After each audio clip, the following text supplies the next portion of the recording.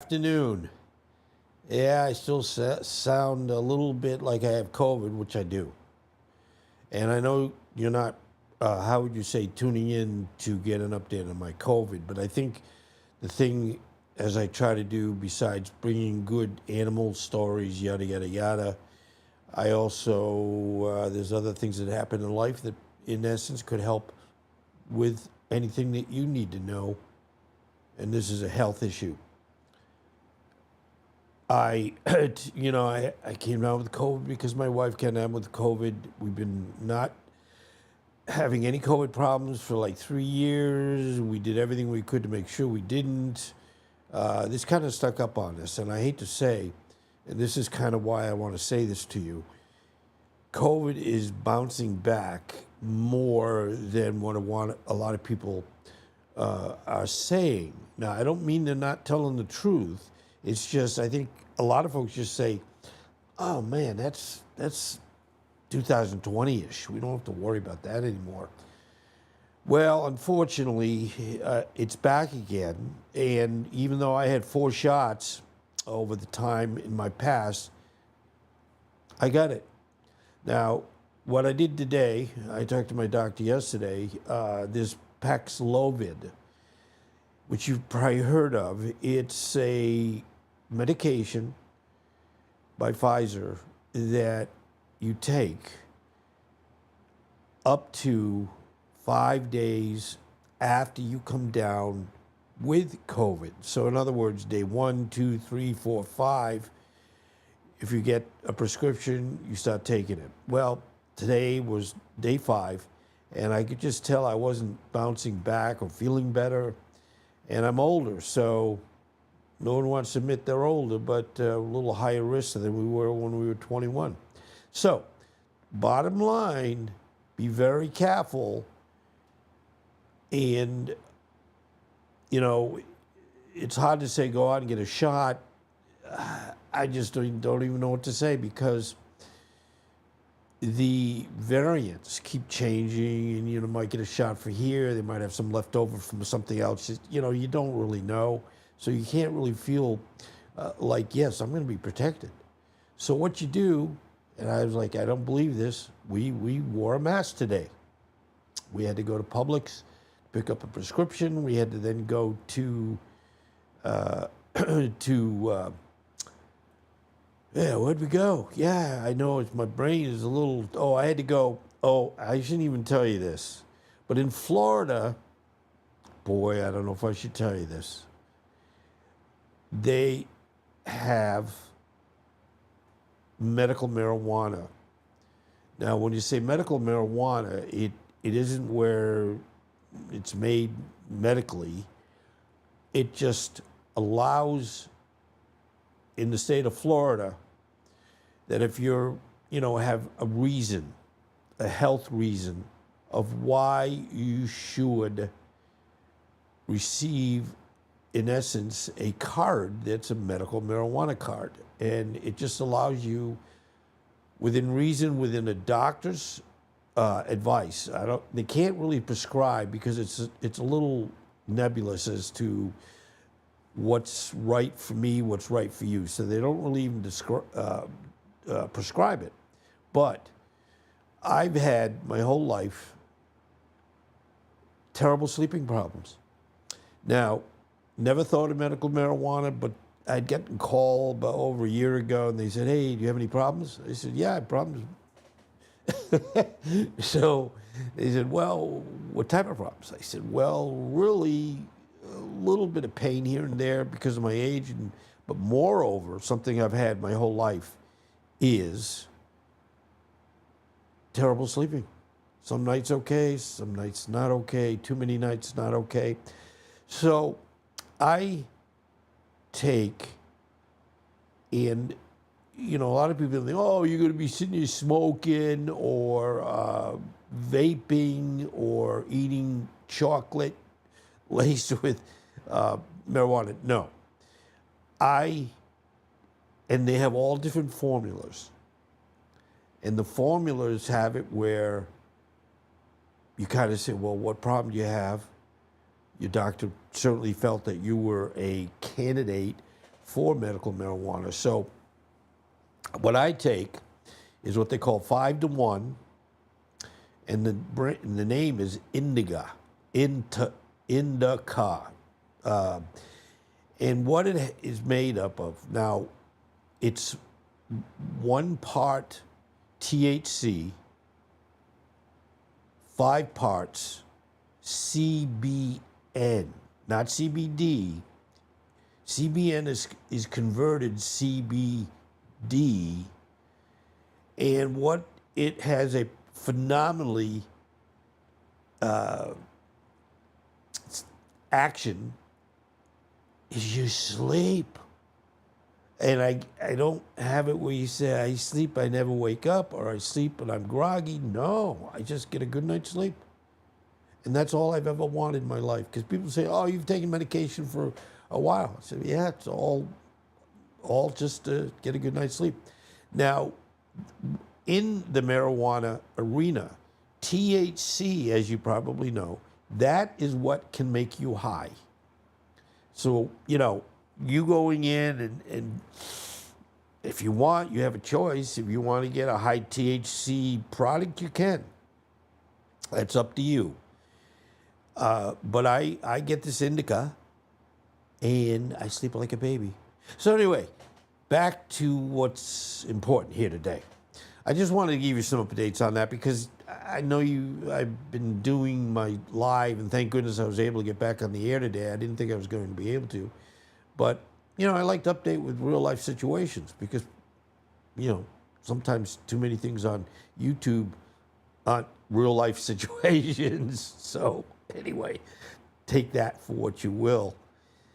And please don't call the police and have them knock at my door saying, hey, I hear you sell drugs. No, we're not there. We're not there. Okay, now, today we're going to talk about Snowball the Cat.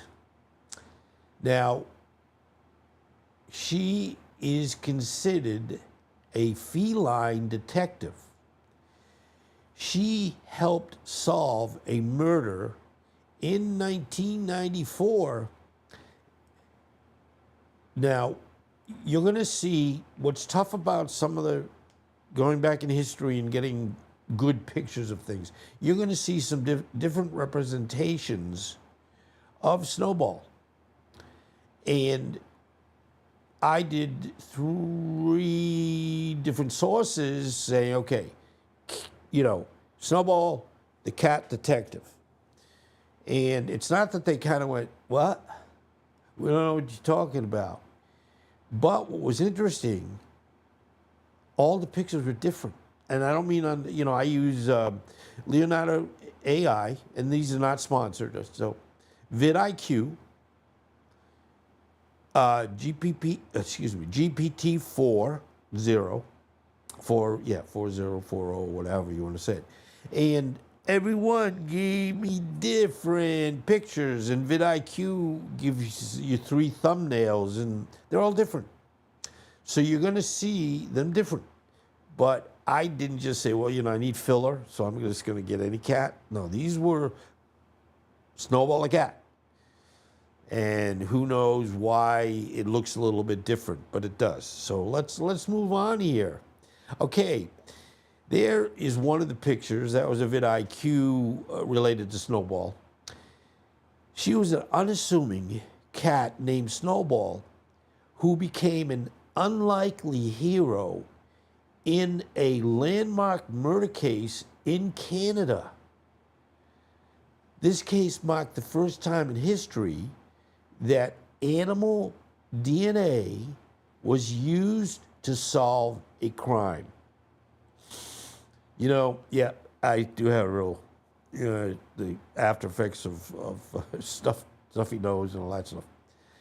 So they said, hey, we can use, and again, you're going to see where there's a picture of blood that was on the cat, and they basically took a sample and did a DNA test, and they found who was the murderer, and they knew it wasn't the cat.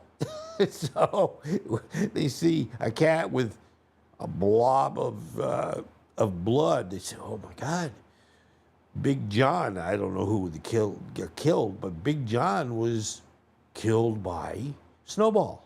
Well, probably very far-fetched. It wouldn't hold up very long. So, as we go, we'll tell you all about this. Anyway, another picture, vidIQ.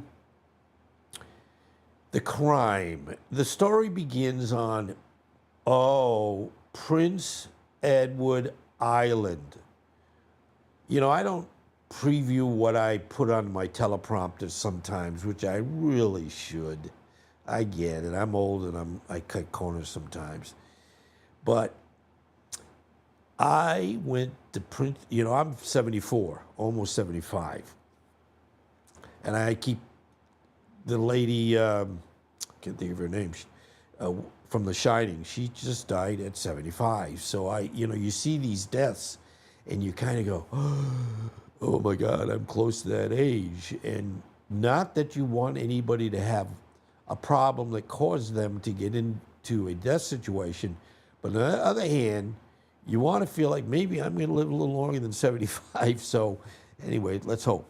So I went to Prince Edward Island on vacation back in the 70s. Do you remember the 70s? Some of you weren't even born. But I was in Rhode Island. I was born in Rhode Island, grew up, went to the University of Rhode Island in the early 70s, and lived there until I moved down here in Florida in 1978. But in approximately 1974, my girlfriend at the time, I don't want to talk about her, but don't ask any questions.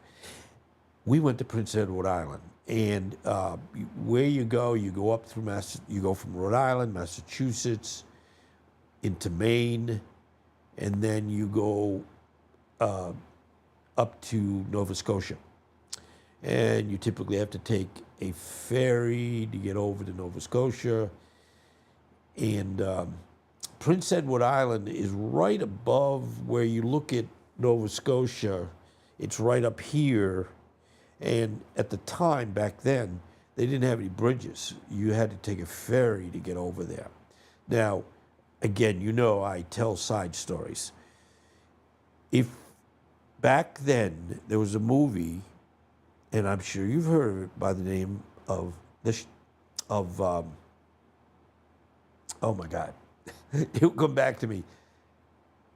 Scary, scary, scary, scary, scary. And I had avoided going to see it. Now, it had been out for a while, and we decided to go one evening. It scared the living hell out of me. And we were camping.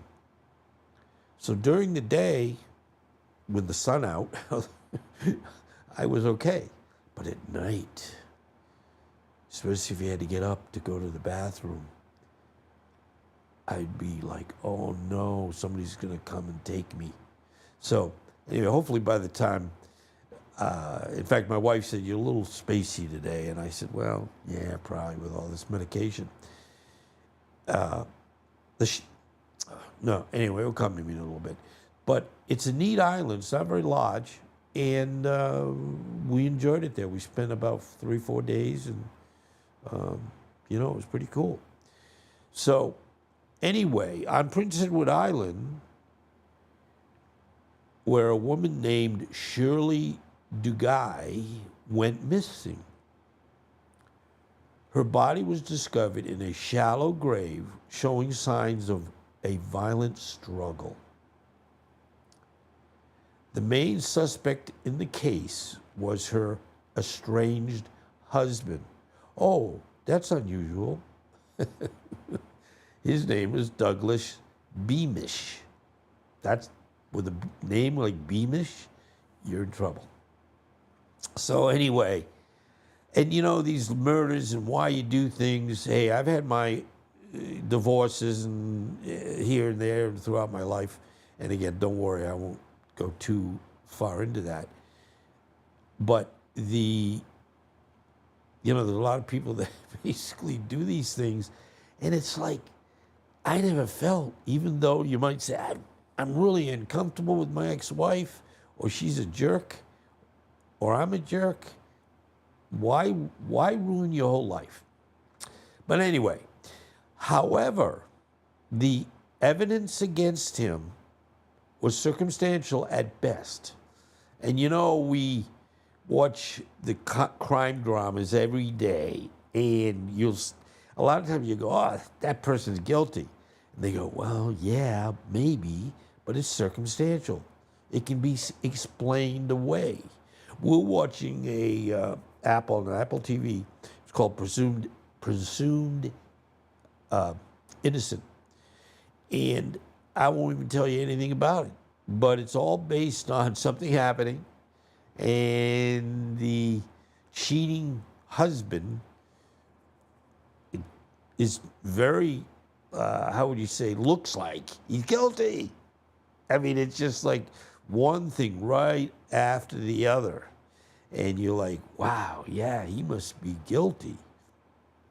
So I think if you're an estranged husband, you better be careful, because they still might come after you. Anyway, another picture with vidIQ. The clue. The breakthrough came when investigators found a leather jacket near Shirley's body. The jacket had both bloodstains and white cat hairs on it.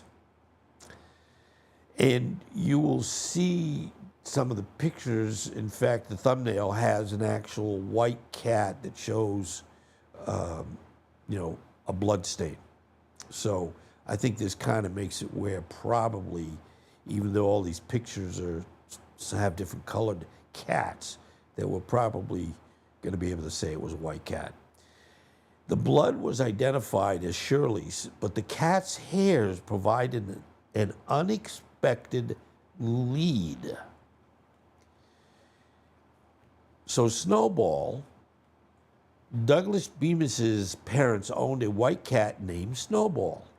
Investigators decided to take an unconventional approach by using the cat's hair found on the jacket to link Beamish to the crime. They collected a blood sample from Snowball and sent it to the vet's genetic laboratory at the University of California in Davis, California. So the science, Dr. Stephen O'Brien, a genetist, there we go. You might say, what are you, 4 years old? You still can't pronounce words yet? Anyway, conducted a DNA analysis on the cat hairs. He discovered that genetic profile of the hairs matched Snowball's DNA. Okay, good. We're getting there. This analysis was groundbreaking, as it was the first time animal DNA had been used in a criminal case. So the evidence from Snowball's DNA was crucial in securing a conviction. Douglas Beamish, Bummer, was found guilty of Shirley DeGui's murder and sentenced to 18 years in prison. This case set a precedent for the use of animal DNA in criminal investigations and showcased the importance of forensic science in modern policing. I mean, let's face it, we were kind of like behind the eight ball before DNA was, perfected so that it could really, even if it had been where it was for a while, yada, yada, yada. So Snowball's contribution to solving the murder of Shirley DeGui remains a significant milestone in forensic science. It highlighted the potential of DNA analysis in criminal cases and opened the door for future investigations to consider animal DNA as viable evidence. Snowball, the feline detective, will always be remembered for the unexpected yet pivotal role in bringing a murderer to justice. And you know, the funny part, the cat probably didn't even know it. And probably if it was because it was his cat, she probably didn't get any extra treats for her efforts. But now here's where I'm showing you, and this was from Leonardo AI. I said, okay, Snowball the Cat. Now, I didn't say anything else. Snowball the Cat Detective, basically. And this came up, and that's not a white cat. And I know it. And I didn't say anything about mystery or mysterious or make it look creepy. This is what they gave me. And the next one, well, she's not in the picture, but she's near the picture. That's close enough, right? So, you know, again, as I've said in my presentations, that I will never say something I know is wrong, embellish something that should not be embellished, and or use pictures or evidence that is not anything related to what I get by researching and doing my homework on these cases. So, anyway, I hope, A, you learn that you better be careful with cats, because if you do something in front of them, they're probably going to tell on you. And I also hopefully helped you a little bit with our new aspect of COVID being back. And last thing I'll say on COVID is, when you talk to the doctors, they say, well, yeah, we're seeing a lot more cases. But then we hear a day or two ago, emergency rooms are all stacked up to the ceiling with COVID patients. So that even scared me, because I said, oops, I got COVID. I'm not young, and I'm not in a hospital. So it was like, let's keep it simple. Stick to YouTube and be careful. So anyway, the great news here is that I'm getting better, and you've gone the whole process here with me of the trials and tribulations of YouTube, COVID, and now cats can basically accuse you of a crime. So be well, and I hate to say it, you've got to start thinking about wearing masks, unless you don't care. You know, when we went to a couple of places, we went to theirs, I said, no one was wearing a mask.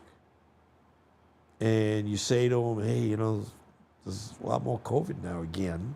And they're like, yeah. And I guess they're thinking, well, if I don't go, yeah, that they won't get it. Well, life isn't that simple. Anyway, so thank you for being here. And, you know, to see old, it gets darker before it gets lighter. So anyway, thank you for allowing me to be a little wacko today. Appreciate it. Take care.